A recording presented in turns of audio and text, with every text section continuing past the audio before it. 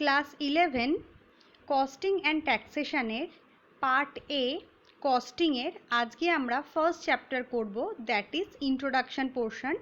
তার first part নিয়ে আজকে আমরা আলোচনা করব। এই চ্যাপ্টার শুরু করবার আগে আমরা দেখে নিই আমাদের সিলেবাসটা। এইখানে আমাদের পড়তে হবে definitions car, cost, cost accounting, cost centre and cost unit, objectives of cost accounting, features of cost accounting, advantages of cost accounting, limitation of cost accounting, steps or factors necessary for installation of a costing system। এবারে আমরা দেখে নেব আমাদের marks division. এই chapter থেকে আমাদের আসবে 1 মার্কের 4টে প্রশ্ন এবং 4 মার্কের একটা প্রশ্ন। সুতরাং total marks allotted from this chapter is 8। তাহলে এই চ্যাপ্টার শুরু করবার আগে আমরা একটু বেসিক জিনিসটা বুঝে নিই। আমরা সবাই 11-এর অ্যাকাউন্টেন্সি ক্লাস করেছি। আমরা এটাও জেনেছি যে কোনো প্রতিষ্ঠানের প্রকৃত লাভ ক্ষতির পরিমাণ নির্ণয় করবার জন্য আমাদের ফাইন্যান্সিয়াল অ্যাকাউন্টিংয়ের দরকার হয়। তাহলে লাভ বা ক্ষতি কি করে আমরা ক্যালকুলেট করি? সেক্ষেত্রে আমরা সেলস প্রাইসের সাথে কস্ট প্রাইসের তুলনা করি। অর্থাৎ একটা প্রোডাক্ট বিক্রি করে আমার যা আয় হবে তার থেকে সেই প্রোডাক্টটা তৈরির খরচকে আমরা বাদ দিয়ে থাকি। এই যে আমরা অ্যানালিসিসটা করি সেখানে আমরা সেল প্রাইসটা কিন্তু ডিটারমাইন করি কস্ট প্রাইসের ওপরেই। অর্থাৎ আমরা যদি কোনো প্রোডাক্টের কস্ট প্রাইস বার করে নিতে পারি তাহলে তার সাথে প্রফিট যোগ করলেই আমরা সেই প্রোডাক্টের সেল প্রাইস পেয়ে যাই। সুতরাং এই যে কস্ট একটা প্রোডাক্ট তৈরি করার, সেটা কিন্তু আমাদের কাছে ভীষণভাবে গুরুত্বপূর্ণ, যার মাধ্যমে আমরা প্রকৃত লাভ ক্ষতির পরিমাণটা বুঝতে পারবো। এই যে কস্ট, এখান থেকেই আমাদের কস্ট অ্যাকাউন্টেন্সির কনসেপ্টটা ডেভেলপ করেছে এবং কস্টিং কিন্তু কস্ট অ্যাকাউন্টেন্সিরই ইম্পর্টেন্ট পোর্শন। তাহলে আমরা দেখে নেব যে কস্ট বলতে আমরা কি বুঝি। Cost is defined as the amount of expenditure, actual or notional, incurred on or attributable to a specified thing or activity. It also represents a sacrifice, a foregoing or a release of something value. তাহলে cost বলতে আমরা কি বুঝি? Cost বলতে আমরা একটা এক্সপেন্ডিচারকে বুঝি যেটা একটা স্পেসিফিক অ্যাক্টিভিটিসের জন্য বা স্পেসিফিক থিং অ্যাকোয়ার করার জন্য করা হয়ে থাকে। সেই জন্য এটাকে আমরা বলতে পারি যে forgoing or release something of value, অর্থাৎ কিছু ভ্যালু যেটাকে আমরা স্যাক্রিফাইস করছি একটা জিনিসকে অ্যাকোয়ার করার জন্য। Cost is the exchange price of procurement of goods and services. In other words, cost is the economic sacrifice expressed in monetary value to obtain an asset or group of assets.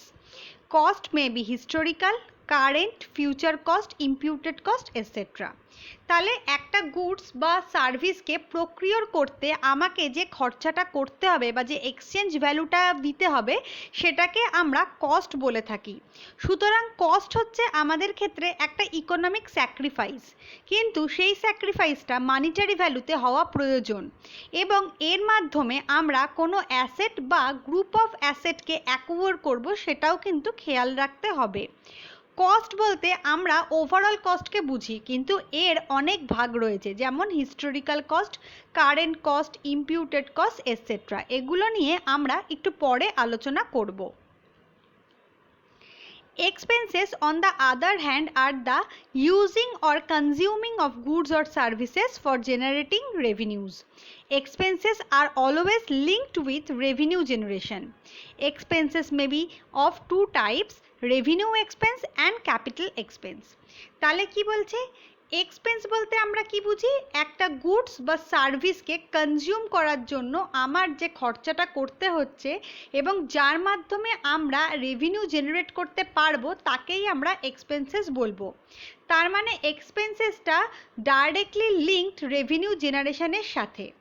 এক্সপেন্সকে আমরা দুটো ভাগে ভাগ করতে পারি, যেমন revenue expense and capital expenses. The cost of running the business during the accounting period may be termed as expense. Sometimes it is difficult to distinguish between the two, as some items may be expenses virtually at the same time as the costs are incurred. In other cases, most costs are eventually become expenses. মানে কি বলছে যে একটা accounting পিরিয়ডের জন্য আমরা যে cost bear করে থাকি সেটাকেই আমরা এক্সপেন্সেস বলি। কিছু কিছু ক্ষেত্রে আমরা এক্সপেন্সেসকে কস্টের থেকে আলাদা করতে পারি না, কারণ দুটো এমনভাবেই সাইমালটেনিয়াসলি করা হয়ে থাকে। কিন্তু কিছু কিছু ক্ষেত্রে দেখা যায় যে কস্টটাই ধীরে ধীরে এক্সপেন্সেসে পরিণত হচ্ছে। এটা আমরা একটা উদাহরণ দিয়ে বুঝতে পারি। মনে করি আমার কোম্পানি র মেটেরিয়াল পারচেস করেছে 3 বছরের জন্য এবং তার জন্য তার খরচ হয়েছে 3 লাখ টাকা। তাহলে এই 3 লাখ টাকাটা হচ্ছে আমাদের ক্ষেত্রে কস্ট। কিন্তু ফার্স্ট অ্যাকাউন্টিং পিরিয়ডে আমাদের মনে করি 50,000 টাকার র মেটেরিয়াল দিয়ে আমরা গুডস প্রডিউস করেছি, যেটা আমরা মার্কেটে বিক্রি করেছি। তাহলে ওই যে 50,000 টাকা থাকছে সেটা আমাদের ফার্স্ট ফাইন্যান্সিয়াল ইয়ারের এক্সপেন্স। এর পরবর্তীকালে যদি আমরা 1 লাখ, তাহলে আমাদের বাকি রইল কত? আমরা 3 লাখের র মেটেরিয়াল পারচেস করেছিলাম, 50,000 টাকা এবছরে আমরা খরচা করেছি, তাহলে আমাদের ব্যালেন্সটা রয়েছে 2.5 লাখ টাকা। এই 2.5 লাখ টাকাটা এই ফার্স্ট অ্যাকাউন্টিং পিরিয়ডের পয়েন্ট অফ ভিউ থেকে আমাদের cost.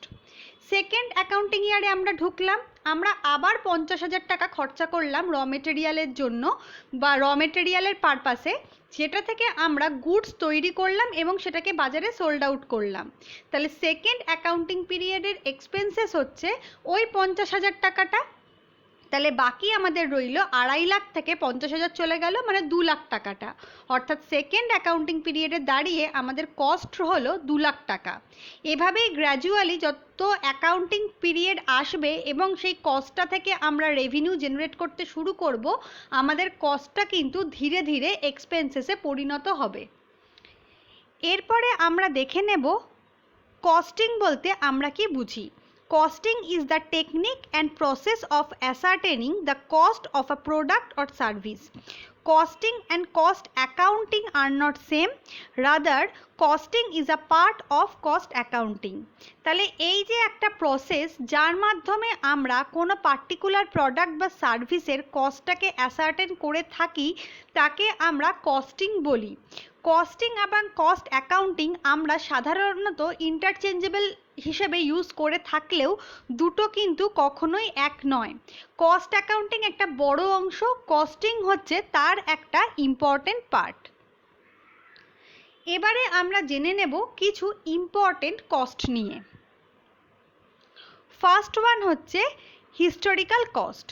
It is measured by actual cash payment or their equivalent at the time of outlay for acquiring asset or goods and services. কোনো অ্যাসেট বা গুডস বা সার্ভিস যখন আমরা acquire করছি তখন যে অ্যাকচুয়াল ক্যাশ পেমেন্টটা আমরা করে দিচ্ছি সেটাকে আমরা বলবো historical cost. Estimated cost. It is a predetermined cost. Standard cost is the most scientifically predetermined cost. Estimated cost আমরা বুঝতেই পাচ্ছি যে আমরা একটা এস্টিমেশন করছি, আগে থেকে ভেবে নিচ্ছি একটা অ্যাসেটের দাম 20,000 টাকা হতে পারে, তাহলে এটাকে আমরা বলবো এস্টিমেটেড কস্ট। তোমরা যখন স্ট্যান্ডার্ড কস্টিং পড়বে তখন দেখবে প্রত্যেকটা অর্গানাইজেশনের একটা স্ট্যান্ডার্ড কস্ট একদম অ্যাকাউন্টিং ইয়ারের শুরুতেই ফিক্সড করা থাকে, যার সাথে তারা অ্যাকচুয়াল কস্টকে মেজার করে অর্গানাইজেশনটার এফিসিয়েন্সিকে মেজার করে থাকে। তাহলে এই যে স্ট্যান্ডার্ড কস্ট এটা কিন্তু predetermined cost. Next, total cost, the sum of all cost attributable to a given volume under consideration. অর্থাৎ একটা স্পেসিফিক ভলিউম তৈরি করতে আমাদের যত যা খরচা হচ্ছে প্রত্যেকটা যদি আমরা সাম আপ করে দিই তাহলে আমরা পাবো total cost. Average cost. It is the unit cost computed by dividing total cost by the volume involved. Average cost আমরা কি করে পাবো? আমরা অ্যাভারেজের ফর্মুলা জানি, টোটাল কস্টকে আমরা নাম্বার অফ ইউনিটস দিয়ে ডিভাইড করব, তাহলে আমরা পার ইউনিট গুডস বা সার্ভিস বা প্রোডাক্টের কস্টটা পাবো। Marginal cost. It is measured by the change in cost due to change in output by 1 unit. অর্থাৎ 1 ইউনিটের পরিবর্তনে আমাদের কস্টটা যে চেঞ্জটা হয় তাকে আমরা বলবো মার্জিনাল কস্ট। মানে আমার 1 ইউনিট একটা লজেন্স তৈরি করার কস্ট হচ্ছে 10 টাকা, দুটো লজেন্স যখন আমি তৈরি করছি তখন আমার কস্ট পড়ছে 15 টাকা। তার মানে আমার প্রোডাকশান বাড়ছে 1 ইউনিট, তার জন্য আমার কস্ট বাড়ছে 5 টাকা। এই 5 টাকাটা হলো আমাদের মার্জিনাল কস্ট। Opportunity cost.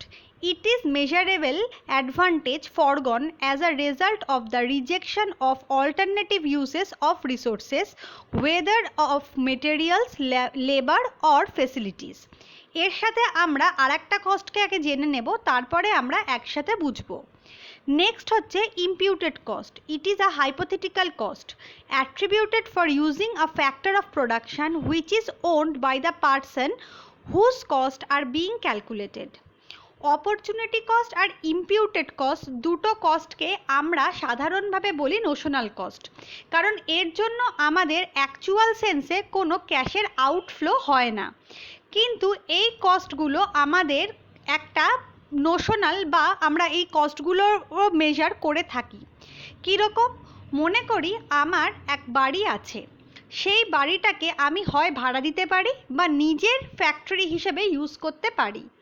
তাহলে আমি বাড়িটাকে যদি ভাড়া দিতাম তাহলে আমার 5,000 টাকা বাড়ি ভাড়া লাগতো।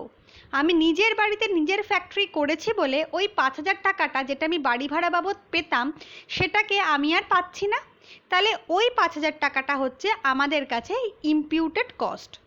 আর অপরচুনিটি কস্ট হচ্ছে, মনে করি আমি একটা বাড়ি ভাড়া করেছি, সেই বাড়িটাকে আমি সাবলেট করতে পারি বা নিজের কোম্পানির কাজে ইউজ করতে পারি।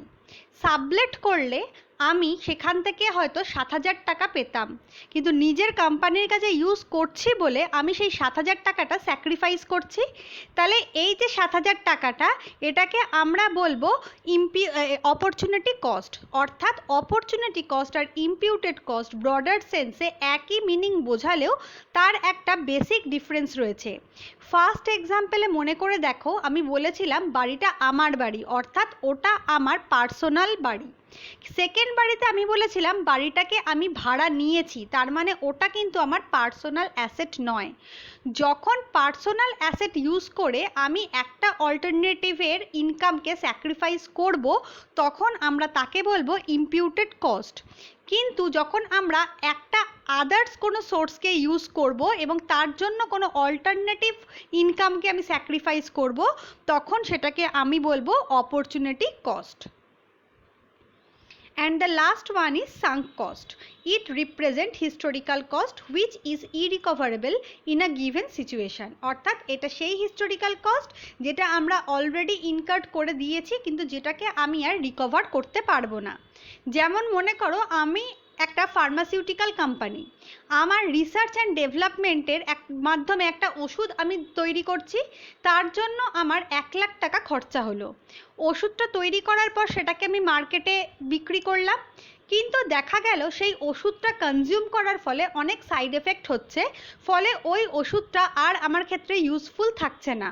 তখন কোম্পানি কি করে, সেই যে ওষুধ যেটা সে মার্কেটে সেল করার জন্য বিক্রি করার জন্য ছেড়েছিল সেটাকে সে আবার তুলে নেয় এবং সেই ওষুধটা কিন্তু অবসোলেট হয়ে যায়।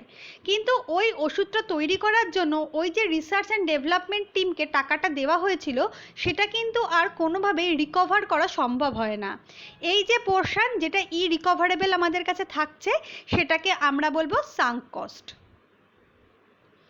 তাহলে এবার আমাদের জানতে হবে কস্ট অ্যাকাউন্টিং বলতে আমরা কি বুঝি। Cost accounting is one of the branches of accounting which is predominantly meant for meeting the informational needs of the management.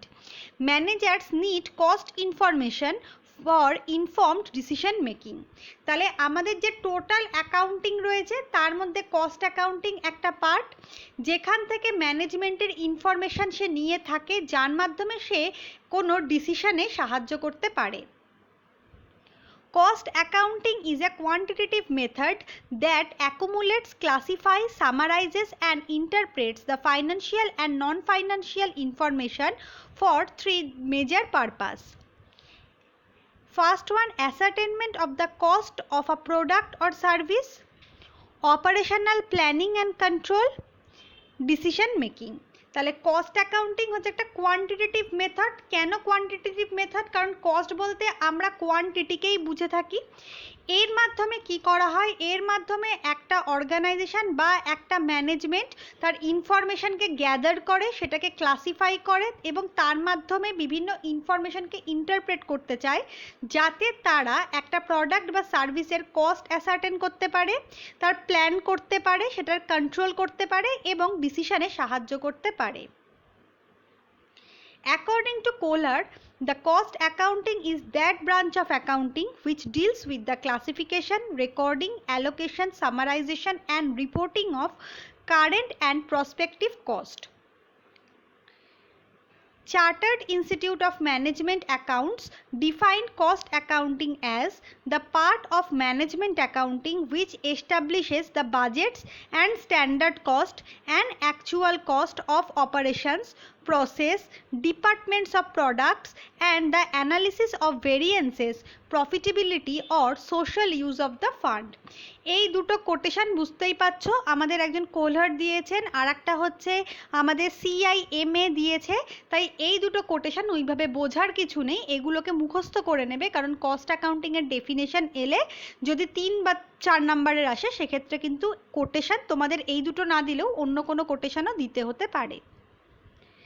এবারে আমরা চলে যাব এই যে কস্ট অ্যাকাউন্টিং এর অবজেক্টিভসগুলো কি কি। ফার্স্ট ওয়ান হচ্ছে অ্যাসার্টেনমেন্ট অফ দ্য কস্ট। নির্দিষ্ট কোনো সময় নির্দিষ্ট কোনো প্রোডাক্ট উৎপাদন করতে কত ব্যয় হবে তা নির্ণয় করা কস্ট অ্যাকাউন্টিংয়ের কাজ, এবং আর্থিক হিসাব নিকাশ ব্যবস্থায় উৎপাদন ব্যয় তথ্য সংক্রান্ত সমস্ত হিসাব লিপিবদ্ধ করার ব্যবস্থাকেও সরাসরিভাবে পণ্যের উৎপাদন ব্যয় পাওয়া যায় না বলে আমাদের এই ব্যবস্থাকে গ্রহণ করতে হয়। নেক্সট হচ্ছে ফিক্সেশন অফ সেলিং প্রাইস। পণ্য উৎপাদনকারী সংস্থা তার উৎপাদিত পণ্য বিক্রয় করে সবসময় লাভ করতে চায়, তাই উৎপাদিত পণ্যের সাথে আমাদের লাভের পরিমাণ যোগ করে আমরা তার সেল প্রাইস ফিক্সড করি। তাই সেল প্রাইস ফিক্সড করবার ক্ষেত্রে আমাদের উৎপাদন ব্যয় জানা অত্যন্ত আবশ্যক, যা আমরা পরিব্যয় হিসাব নিকাশের মাধ্যমেই কিন্তু পেয়ে থাকি। নেক্সট হচ্ছে কস্ট কন্ট্রোল। পরিব্যয় হিসাব নিকাশের মুখ্য উদ্দেশ্য হচ্ছে আমাদের প্রোডাক্টের কস্ট অ্যাসার্টেন করা এবং সেই সঙ্গে তার কন্ট্রোলের ব্যবস্থা করা। আমাদের যে প্রোডাক্ট প্রডিউসড হচ্ছে সেগুলোর উৎপাদন ব্যয় আমাদের উপাদান অনুযায়ী বিভিন্ন ভাগে ভাগ করা হয় এবং তার তুলনামূলক আলোচনা করা হয়, যাতে আমরা ওভারঅল কস্টকে কন্ট্রোল করতে পারি। নেক্সট হচ্ছে অ্যাক্টিভিটি ওয়াইজ প্রফিট ডিটারমিনেশন। উৎপাদন প্রক্রিয়া হলো কতগুলো পরস্পরই সহযোগী কাজের সমষ্টি। পরিব্যয় হিসাব নিকাশের মাধ্যমে সামগ্রিকভাবে পণ্যের উৎপাদন ব্যয় জানা যায়, সেই সঙ্গে পণ্য উৎপাদনের বিভিন্ন স্তরের ব্যয়ও আলাদা আলাদা করে অ্যানালিসিস করা যায়। উৎপাদন ব্যয় থেকে পণ্য উৎপাদনের সার্বিক মুনাফা এবং কার্যভিত্তিক মুনাফার পরিমাণও কিন্তু আমরা বুঝতে পারি। Assisting managers in decision making. ব্যবস্থাপকদের পণ্য বন্টন এবং বিক্রয় সংক্রান্ত সমস্ত গুরুত্বপূর্ণ সিদ্ধান্ত নিতে হয়। এই সমস্ত ব্যবস্থাপনা সংক্রান্ত সিদ্ধান্তগুলো পণ্যের উৎপাদন ব্যয় এবং বিশ্লেষণের ওপরেই নির্ভর করে। এই যে আমরা কস্ট অ্যাকাউন্টিং জানি, এই কস্ট অ্যাকাউন্টিংয়ের মাধ্যমে ম্যানেজমেন্ট কিন্তু তার যাবতীয় ইনফরমেশান খুব সহজেই পেয়ে যায়। এবারে আমরা জানবো আমাদের কস্ট অ্যাকাউন্টিংয়ের জন্য কি কি ফিচার্স রাখা উচিত। ফার্স্ট ওয়ান হচ্ছে প্রসেস। কেন? কারণ কস্ট অ্যাকাউন্টিং ইটসেলফই একটা প্রসেস।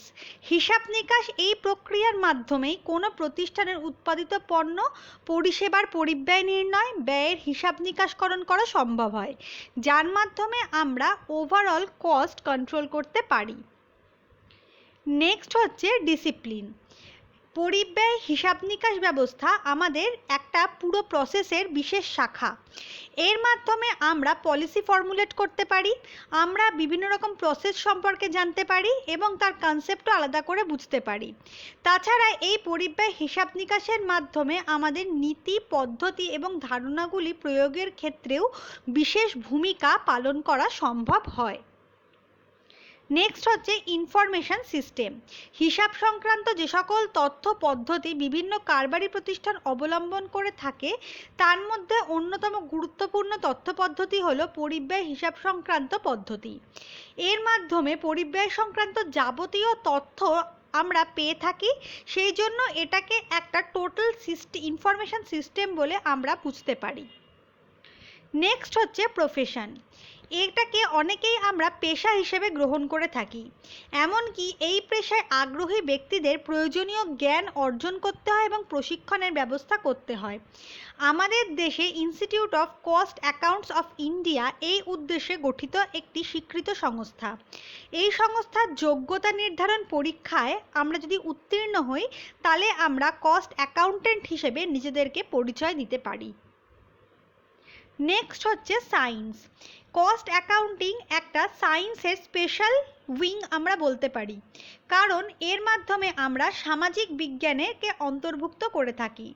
বিজ্ঞানের মূল বৈশিষ্ট্যই হলো যে কোনো বিষয় সম্পর্কে একটা বিশেষ জ্ঞান, যার মাধ্যমে যে কোনো সঠিক কাজ সম্পন্ন করা সম্ভব হয় এবং তার মাধ্যমে যে প্রক্রিয়া আমরা অনুসরণ করি, যে পর্যবেক্ষণ আমরা উপলব্ধি করি, যে অভিজ্ঞতা আমরা অর্জন করি, তার মধ্য দিয়ে আমরা আবার নতুনভাবে সেই শাখাকে অন্তর্ভুক্ত করতে পারি।